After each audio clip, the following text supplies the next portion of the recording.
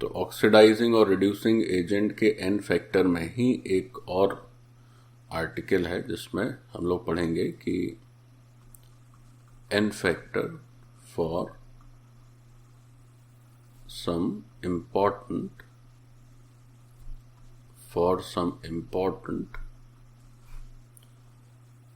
Oxidising agents oblique reducing agents. अब ये जो आर्टिकल है ये टाइट्रेशन में बहुत मददगार रहता है। हमें पता चल पाता है कि अगर ये है तो ये किस तरह का बिहेवियर शो करेगा। So let's start with the first which is KMnO4। तो हम लोग सबसे पहले पढ़ेंगे पोटेशियम पर मैग्नेट का क्या बिहेवियर रहता है। अब ये जो KMnO4 है, ये KMnO4 बहुत ही इंपॉर्टेंट ऑक्सीडाइजिंग एजेंट है, सामने वाले को ऑक्सीडाइज करता है। और ये एसिड, बेस या न्यूट्रल तीनों मीडियम में ही बहुत ही अच्छा ऑक्सीडाइजिंग एजेंट है। बहुत आसानी से सर्वसुलभ है, मार्केट में सस्ता मिलता है ना। टाइट्रेशन में आप लोगों ने देखा होगा एक रेड कलर का लिक्विड रहता है, तो हिंदी में इसी को बोलते हैं लाल दवा, है ना। क्या बोलते हैं इसको? चूंकि being a Hindi medium student तो मेरा हिंदी से अच्छा खासा पाला पड़ा है। तो this is very easy and frequently used in titration, so this is called lal dawa, KMnO4 potassium पर मैग्नेट। तो इसमें बस इतना ही जानना है हमें कि इन all three mediums, mediums means it may be acidic, it may be basic, and it may be neutral. So in all three mediums,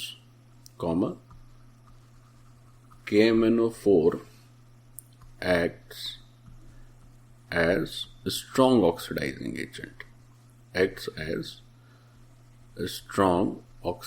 agent, ये बहुत ही मजबूत ऑक्सीडाइजिंग एजेंट है, मीडियम कैसा भी हो। हाँ, लेकिन क्या है कि मीडियम चेंज होने से इसका ऑक्सीडाइजिंग नेचर बदल जाएगा। So it is widely used in titration and easily available। जो भी केमिकल्स आसानी से उपलब्ध रहते हैं बच्चों, उन्हीं का हम लोग लैब में ज़्यादा यूज़ है। अब ये जो KMnO4 है, इसको अगर हम अलग अलग मीडियम में देखें कि किस तरह से इसका बिहेवियर रहता है, एक एक करके फटाफट देख लिया जाए। सो ए पार्ट देखते हैं इन एसिडिक मीडियम।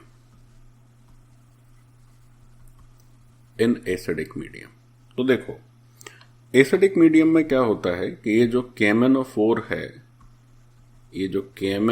है, तो सबसे पहले तो KMnO4 में इस मैग्नीज का अगर ऑक्सीडेशन नंबर देखा जाए तो ये आ जाएगा बच्चों +7, है ना।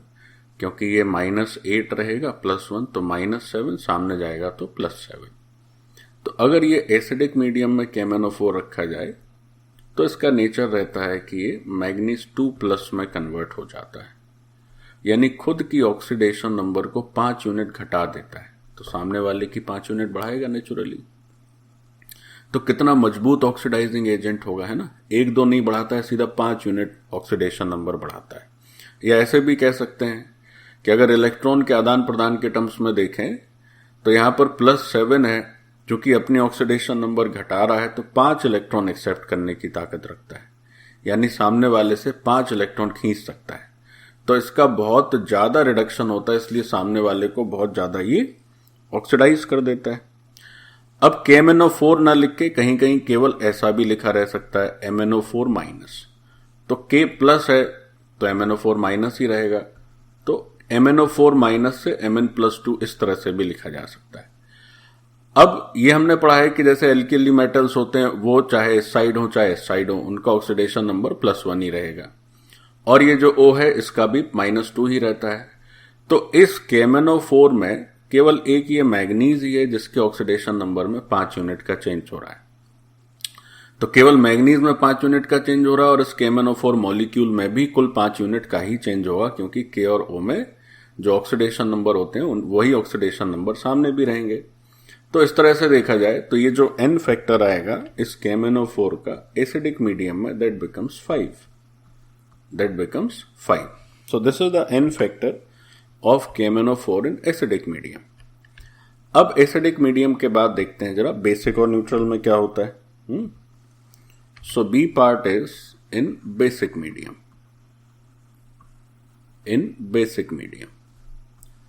अब ये बेसिक मीडियम में KMnO4 दो तरह का बिहेवियर शो करता है. मतलब ये दो तरह से चेंज हो सकता है. कैसे चेंज हो सकता है? दो तरीके से जरा समझिए. एक बार ऐसा हो सकता है कि ये जो MnO4 माइनस है ये चेंज हो जाए MnO4 2 माइनस. और एक बार बेसिक मीडियम में ये MnO4 माइनस है जो कि KMnO4 का ही हिस्सा है. तो KMnO4 भी आप लिख सकते हैं, MnO4 माइनस भी लिख सकते हैं, both are same. It can change into MnO2 also. तो बेसिक मीडियम में दोनों चेंजेस हो सकते हैं. अब होता क्या है कि जब बेसिक मीडियम कमजोर होता है तो ये नीचे वाला चेंज होता है, और जब बेसिक मीडियम मजबूत होता है तो ऊपर वाला चेंज होता है. अब यहां पर अगर हम ऑक्सीडेशन नंबर देखें तो हमें याद ही रहना चाहिए कि KMnO4 में Mn का +7. अच्छा, यहां देखोगे तो इट बिकम्स +4 और सामने देखोगे तो इट इज +6 ही आएगा ना. 8, हाँ, +6. तो अगर बेसिक मीडियम में MnO4 2 माइनस जैसा चेंज दिख रहा है आपको, तो जो n फैक्टर दिखेगा बच्चों वो दिखेगा 1 यूनिट. और अगर MnO2 जैसा चेंज दिख रहा है तो n factor will be 3 unit. ठीक. तो जनरली ऐसा होता है कि अगर बहुत थोड़ा बेसिक नेचर में थोड़ा कम बेसिक नेचर है तो MnO2, और अगर अच्छा खासा बेसिक है तो MnO4 2 माइनस. तो अगर क्वेश्चन में नहीं लिखा कुछ भी, केवल लिखा है कि बेसिक मीडियम, तो आप ऊपर वाले को फॉलो करेंगे. लेकिन कहीं कहीं ऐसी रिएक्शन भी देखी जाती हैं, या आपको नजर आएगा बुक्स में या कहीं आप शीट में कि बेसिक मीडियम भी होगा लेकिन MnO2 लिखा होगा. तो बेसिक मीडियम में जो MnO2 जब लिखा रहता है तो आपको समझ जाना है कि ये कमजोर बेसिक है. मजबूत बेसिक होगा तो क्या होगा? n फैक्टर 1 होगा. तो इस बात को थोड़ा सा नोट कर लेते हैं हम लोग कि in basic medium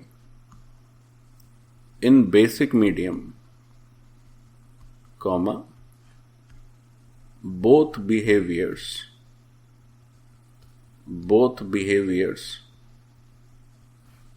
are correct. ठीक. फिर if strong basic medium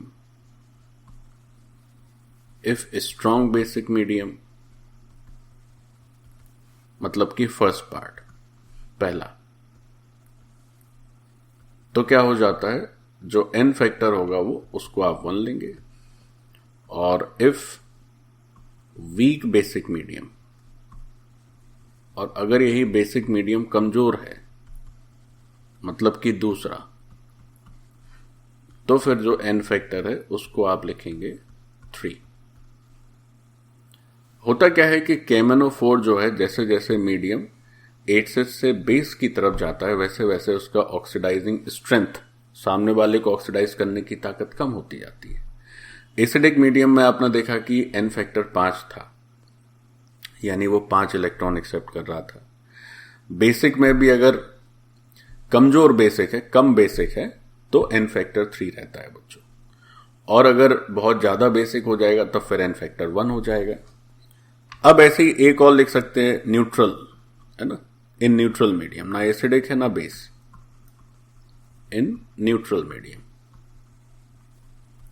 तो अगर मीडियम एकदम न्यूट्रल है, ना एसिडिक है ना बेसिक है, तो भी बच्चों n फैक्टर, ये जो MnO2 लिखा है जो कि वीक बेस को रिप्रेजेंट करता है, वीक बेसिक मीडियम को रिप्रेजेंट करता है, यही चेंज रहेगा जब हम लोग न्यूट्रल की बात करेंगे. सो MnO4 minus it converts into MnO2 with its n factor 4. So this is neutral medium. So if it is neutral or slightly basic, then n factor is, sorry मैंने गलत कर दिया, 4 नहीं 3 होगा बच्चों. Then n factor is 3. and if it is sufficiently basic or a strong basic medium, n factor is 1. If it is acidic medium, n factor is 5. तो ये जो KMnO4 है, अगर कुछ ना लिखा हो, मीडियम दिया ही ना हो, तो you take it by default as acidic medium, क्योंकि एसिडिक मीडियम में ही इसका ऑक्सीडाइजिंग पावर हाईएस्ट रहता है, ठीक। और अगर मीडियम दिया है तब फिर जैसा दिया है वैसा करेंगे। तो ये तो बहुत इंपॉर्टेंट पॉइंट्स हैं। इंपॉर्टेंट क्या, सब कुछ इंपॉर्टेंट है, ध्यान रखना है, ठीक। तो अपना जो मीडियम है, एज मीडियम हम लोग एसिडिक से बेसिक की तरफ जाते हैं, तो क्या होता है कि जो ऑक्सीडाइजिंग पावर है, अगर ऐसा होता है तो इसका मतलब हुआ कि जो ऑक्सीडाइजिंग पावर है किसका, KMnO4 का, so oxidizing power of KMnO4 decreases. एक बात तो ये ध्यान रखनी है। दूसरी बात ये ध्यान रखनी है कि if medium is not given, if medium is not given, तब क्या होगा, we consider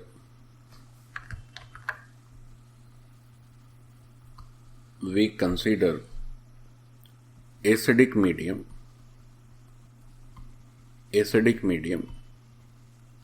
by default।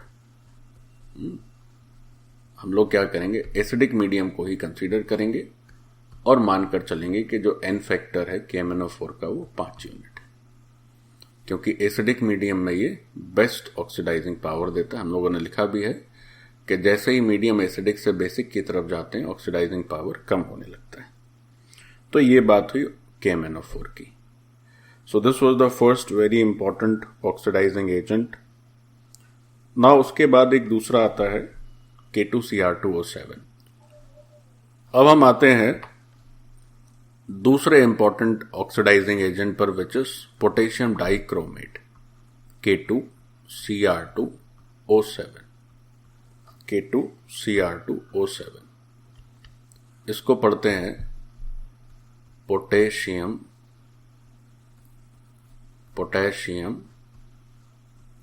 Dichromate, पढ़ते हैं इसको पोटेशियम डाइक्रोमेट।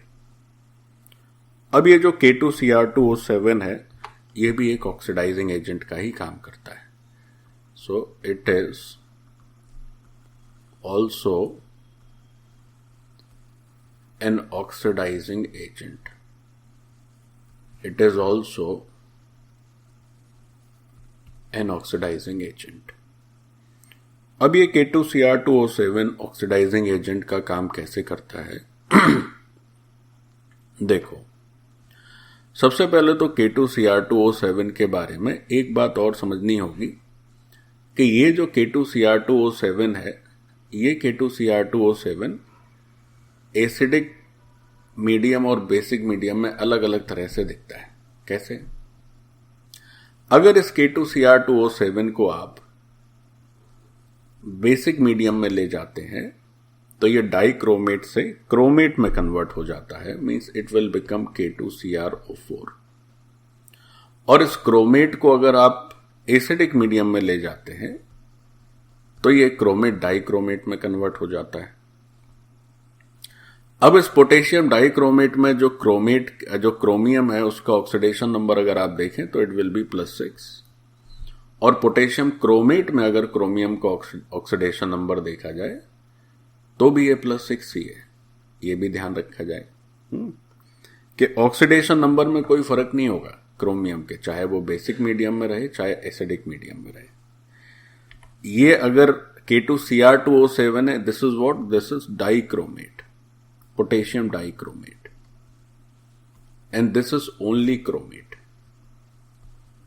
बट क्रोमेट हो, अच्छा अगर क्रोमेट आयन लिखा जाए तो क्रोमेट आयन कैसे लिख दिया जाएगा, CrO4 2-, और अगर डाइक्रोमेट आयन लिखा जाए तो बच्चों ये कैसे लिख दिया जाएगा, Cr2O7 2-। बट डाइक्रोमेट या क्रोमेट दोनों में ही क्रोमियम का ऑक्सीडेशन नंबर इज ऑलवेज +6, है ना। So there is no change in oxidation number whether it is basic और एसिडिक। अच्छा, तो अब जैसे कभी इस तरह का सेंटेंस अगर आप मन में सोचें कि बेसिक मीडियम में डाइक्रोमेट का क्या ऑक्सीडाइजिंग नेचर होगा, तो ये सेंटेंस ही गलत है, क्योंकि बेसिक मीडियम में तो डाइक्रोमेट रहेगा ही नहीं, बेसिक मीडियम में तो बन जाएगा क्रोमेट, तो फिर क्रोमेट के ऑक्सीडाइजिंग नेचर की बात करेंगे। ठीक, अच्छा, अब चाहे ये बेसिक में रखा जाए चाहे एसिडिक में रखा जाए, तो K2Cr2O7 हो या K2CrO4 हो, जो परिणाम आता है वो आता है Cr+3। तो ऐसा लगेगा कि एक ही जैसा ऑक्सीडाइजिंग या रिड्यूसिंग एजेंट है। जैसे अगर हम कहें कि भाई इसको चलिए बेसिक मीडियम में देखते हैं पहले, या पहले एसिडिक में ही देख लेते हैं, पहले इसको एसिडिक मीडियम में देखते हैं और फिर इसको बेसिक मीडियम में देखते हैं। तो देखो कैसे होगा। एसिडिक मीडियम में देखेंगे तो क्या है भाई, K2Cr2O7, so this converts into Cr+3, and if you take basic medium which is K2CrO4, then again it's convert into Cr+3। अच्छा, यहां पर क्या है, +6 है और यहां भी +6 है। डाइक्रोमेट लिखो चाहे क्रोमेट लिखो, ऑक्सीडेशन नंबर +6 है। तो जब n फैक्टर की बात आएगी तो n फैक्टर लेकिन अलग हो जाएगा। कारण क्या है, एक क्रोमियम में जो ऑक्सीडेशन नंबर का चेंज है वो 3 यूनिट का है, और यहां पर एक मॉलिक्यूल में 2 क्रोमियम है बच्चों। तो जो n फैक्टर आएगा that would be 3 × 2 which is 6। और वही n फैक्टर अगर क्रोमेट से Cr+3 के चेंज को देखें तो एक ही क्रोमियम है और उसमें 3 यूनिट का चेंज है, तो वही n फैक्टर हो जाएगा। अगर हम एसिडिक मीडियम में n फैक्टर देखेंगे तो +6 आएगा, और बेसिक मीडियम में देखेंगे तो +3 आएगा। लेकिन जो चेंज ऑक्सीडेशन नंबर का है वो तुम्हें एक जैसा दिखेगा। तो n फैक्टर में केवल चेंज नहीं देखना है, चेंज पर यूनिट या पर मॉलिक्यूल देखना है। इसलिए एसिडिक मीडियम में जो चेंज होगा वो टोटल चेंज 6 यूनिट का होगा, तो n फैक्टर इज 6, बेसिक में 3। तो बहुत इंपॉर्टेंट है इसका भी नेचर कि एसिडिक मीडियम में कैसा है और बेसिक मीडियम में कैसा है। अब K2Cr2O7 को हम लोग न्यूट्रल मीडियम में यूज नहीं करते हैं, फिर उसके लिए KMnO4 का यूज कर लिया जाएगा। एसिडिक या बेसिक मीडियम में ही हम लोग K2Cr2O7 का प्रयोग करते हैं as a oxidizing agent. So this is your second important oxidize. अब इसके बाद तीसरा एक और बहुत इंपॉर्टेंट कंपाउंड है जो भी अक्सर फ्रीक्वेंटली आपको रेडॉक्स टाइट्रेशन में मिलेगा।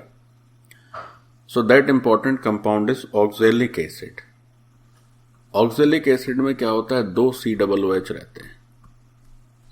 कई बार इसको आप ऐसे भी लिख सकते हैं H2C2O4, या इसका जो नाम कॉमन नेम है दैट इज ऑक्सैलिक एसिड। ठीक, तो 2 कार्बोक्सिलिक लिंकेज रहती हैं, 2 COOH एक दूसरे से कनेक्टेड रहते हैं। सो दिस इज योर ऑक्सैलिक। तो ये जो ऑक्सैलिक एसिड है इसके 2 बिहेवियर होते हैं बच्चों। ये रिड्यूसिंग एजेंट की तरह भी काम कर सकता है, और ये एसिड तो है ही, है ना, क्योंकि यहां पर COOH है। तो हमें याद रखना होगा कि it can behave as reducing agent, अभी जो 2 पढ़े वो ऑक्सीडाइजिंग एजेंट थे, ये रिड्यूसिंग एजेंट है। तो जब रिड्यूसिंग एजेंट की तरह काम करेगा तो उसको रेडॉक्स टाइट्रेशन में हम लोग यूज कर सकते हैं।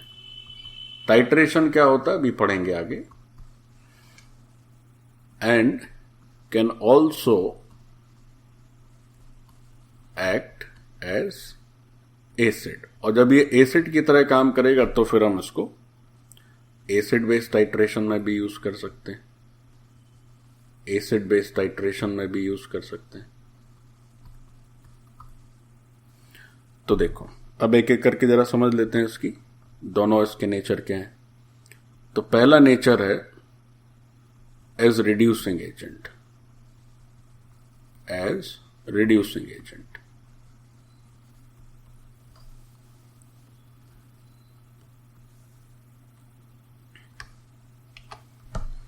जब ये रिड्यूसिंग एजेंट की तरह काम करता है H2C2O4, तो बच्चों ये कार्बन डाइऑक्साइड में कन्वर्ट हो जाता है। अब इस ऑक्सैलिक एसिड में अगर आप कार्बन का ऑक्सीडेशन नंबर देखें तो ये -8 +2 -6, सामने जाएगा तो +6, 2 से डिवाइड कर दिए तो +3, और कार्बन डाइऑक्साइड में देखें तो +4। तो ऑक्सैलिक एसिड हो गया, क्रोमेट हो गया, डाइक्रोमेट, KMnO4, इनमें जो सेंट्रल एटम है उसके ऑक्सीडेशन नंबर आपको याद होने चाहिए। KMnO4 में मैग्नीज का +7, कैलकुलेट नहीं करना है। क्रोमेट या डाइक्रोमेट में क्रोमियम का +6, ऑक्सैलिक एसिड में कार्बन का +3। अब अगर ध्यान से देखो तो यहां पर जो कार्बन है उसकी ऑक्सीडेशन नंबर में 1 यूनिट का चेंज आ रहा है, 3 से 4 हो गया। बट एक ऑक्सैलिक एसिड में 2 कार्बन है, तो जो n फैक्टर होगा दैट वुड बी 2। तो जो n फैक्टर होगा दैट वुड बी 2। तो हो गया रिड्यूसिंग एजेंट की तरह जब बात हुई। दूसरा, अब ये जब ऑक्सैलिक एसिड एसिड की तरह काम करेगा, एसिड की तरह बिहेव करेगा, तब कैसा देखेगा जरा देखें। जब ये एसिड की तरह बिहेव करेगा तब कैसा होगा देखो। जैसे हमने लिखा H2C2O4, तो एसिड की तरह टाइट्रेशन में बिहेव करने के लिए एक साथी बेस भी होना चाहिए, तभी उसका एसिडिक नेचर नजर आएगा। तो जब इस ऑक्सैलिक एसिड को किसी बेस से NaOH के साथ ट्रीट कराएंगे तो अब क्या होगा कि चूंकि ये बेस है तो क्या सॉरी ये एसिड है तो उसके 2 एसिडिक H हैं, तो दोनों एक एक करके बारी बारी से रिलीज होंगे और उसका एसिडिक नेचर दिखेगा। तो जब पहला H रिलीज होगा तो ये क्या बन जाएगा, ये बन जाएगा सॉल्ट NaHC2O4। अच्छा, लेकिन अब ये जो सॉल्ट बना है इस सॉल्ट में भी एक एसिडिक H है अभी। तो कुछ सॉल्ट्स ऐसे होते हैं जो न्यूट्रल सॉल्ट्स होते हैं, कुछ एसिडिक सॉल्ट्स भी हो सकते हैं, कुछ बेसिक सॉल्ट्स भी हो सकते हैं। एसिडिक सॉल्ट्स क्या होते हैं, ऐसे सॉल्ट्स जो एसिड की तरह फर्दर बिहेव कर सके। तो ये एसिड बेस और ये सॉल्ट। अच्छा, एक बार फिर क्या हो सकता है, अब ये NaHC2O4 क्या करे, फिर से NaOH के साथ इसको ट्रीट किया जाए, तब बना देते हैं हम। अच्छा, और एक काम होगा यहां पर, एक H2O भी रिलीज हो जाएगा, है ना। Acid plus base, salt plus water होता है। अब यहां पर एक H यहां का रिलीज हो जाएगा, ये वाला। तो we will have Na2C2O4 plus water.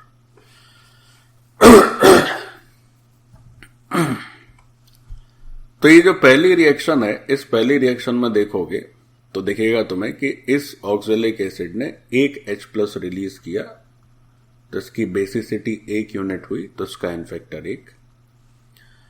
दूसरी रिएक्शन में देखें तो ये जो एसिडिक सॉल्ट है उसका एन फैक्टर भी 1 ही होगा, क्योंकि उसने भी क्या किया, एक H+ रिलीज किया। हां, लेकिन अब क्या हो, ना पहली रिएक्शन लिखी जाए ना दूसरी रिएक्शन लिखी जाए। क्या किया जाए, पहली और दूसरी को ऐड करके लिखा जाए। क्या किया जाए, मैं थोड़ा शुरू से लिख रहा हूं, पहली और दूसरी रिएक्शन को ऐड करके लिखा जाए। So if you add these two, what will happen, ये वाला NaHC2O4 और ये वाला NaSC2O4 will get cancelled. Result आएगा H2C2O4 plus twice NaOH, 2 NaOH both will be added, और सामने आ जाएगा Na2 C2O4 plus twice H2O। तो अगर रिएक्शन इस तरह से लिख दी गई, देन यू विल से कि sir for this reaction n factor is 2, this reaction n factor is 2। तो H2C2O4 की बेसिसिटी 2 यूनिट है, n फैक्टर 1 भी हो सकता है, 2 भी हो सकता है। ये सॉल्ट है, बट ये एसिडिक सॉल्ट है। तो एसिडिक सॉल्ट मतलब ये फर्दर एसिड की तरह बिहेव कर सकता है। तो this is the third very important compound which is used in titration. इसके दोनों नेचर होते हैं, ऑक्जेलिक एसिड, सॉरी एसिड की तरह भी और रिड्यूसिंग एजेंट की तरह भी। अब कहने को तो टाइट्रेशन में और हजारों ऐसी चीजें हो सकती हैं जो यूज की जाती हैं, बट हमें उतना ही पढ़ना है, तो आप 3 ही ये याद रखिए, इतना सफिशिएंट है।